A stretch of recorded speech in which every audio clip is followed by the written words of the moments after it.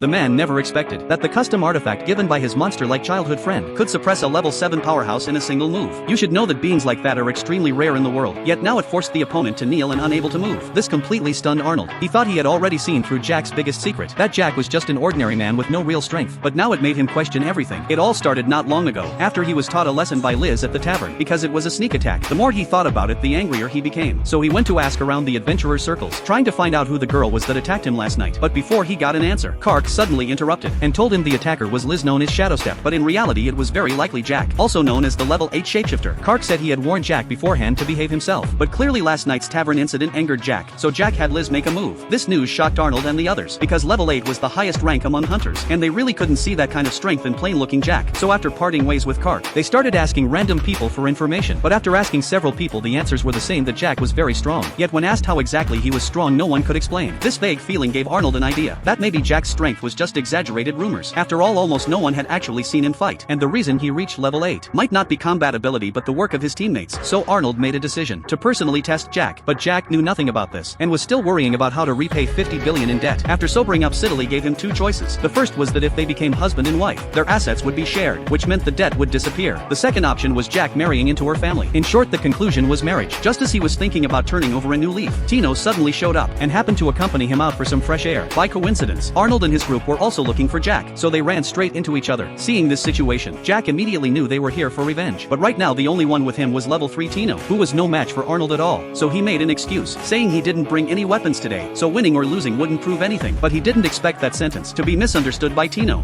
マスターはお前たちがボコボコにされて自信をなくすことを憂慮している。そんなこともわからないのか、愚か者。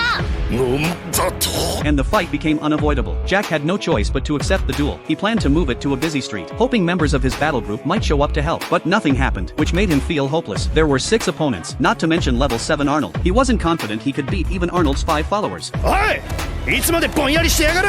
そろそろ始めるぞ、レベル8。なあ、ごめん。てめえ、